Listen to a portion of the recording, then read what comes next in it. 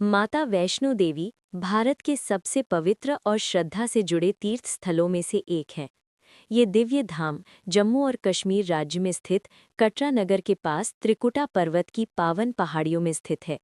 माता वैष्णो देवी शक्ति की उपासना का महान केंद्र है और करोड़ों भक्तों की आस्था का आधार है।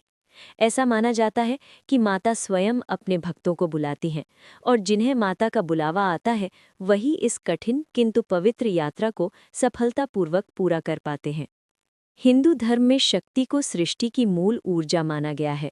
माता वैष्णो देवी को महालक्ष्मी, महासरस्वती और महाकाली इन तीनों शक्तियों का संयुक्त स्वरूप माना जाता है। ये तीनों शक्तियां क्रमशः धन, ज्ञान और साहस का प्रतीक हैं। मान्यता है कि जब धरती पर अधर्म, अन्याय और पाप बढ़ने लगे, तब देवताओं ने आदि शक्ति से प्रार्थना की। देवताओं की प्रार्थना से प्रसन्न होकर शक्ति ने मानव कल्याण के लिए कन्या रूप में अवतार लिया, जिन्हें वैष्णवी या वैष्णो देवी कहा गया। बचपन से ही माता वैष्णवी साधना और भक्ति में लीन रहती थी। उन्हें सांसारिक सुखों में कोई रुचि नहीं थी।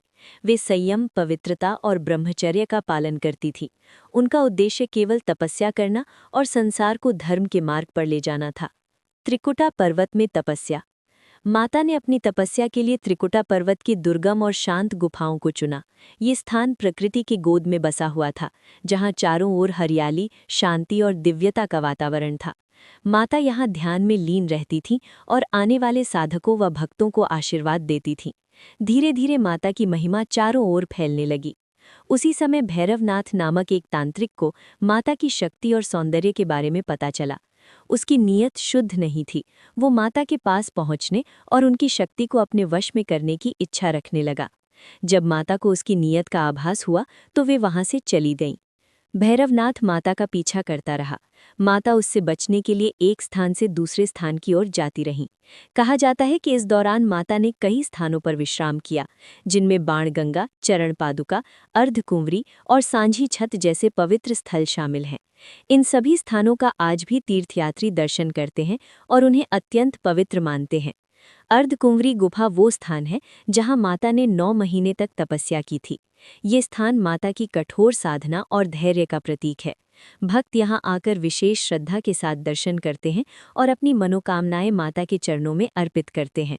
जब भैरवनाथ ने माता का पीछा करना नहीं छोड़ा और उनकी तपस्या में बाधा डालने का प्रयास किया, तब माता ने अपने दिव्य स्वरूप का प्रकट किया। उन्होंने महाकाली का रूप धारण किया और अंततः भैरवनाथ का वध कर दिया। ये घटना अधर्म पर धर्म की विजय का प्रतीक है। क्षमा, करुणा और मोक्ष। मृत्यु के समय भैरवनाथ को अपनी गलती का एहसास हुआ। उसने माता से क्षमा मांगी और पश्चाताप किया। माता वैष्णो देवी अत्यंत करुणामयी थी। उन्होंने भैरवनाथ को क्षमा कर दिया और उसे मोक्ष का वरदान दिया।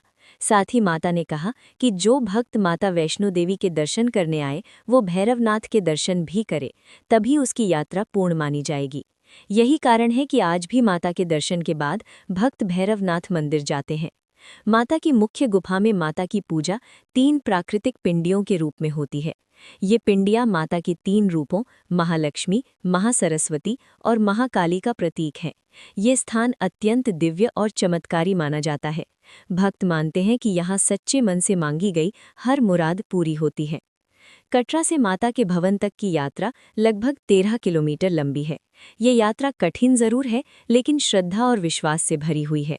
रास्ते भर जय माता दी के जयकारे गूंजते रहते हैं। छोटे बड़े, अमीर गरीब, स्त्री पुरुष सभी समान भाव से इस यात्रा को करते हैं। आस्था और विश्वास का संदेश।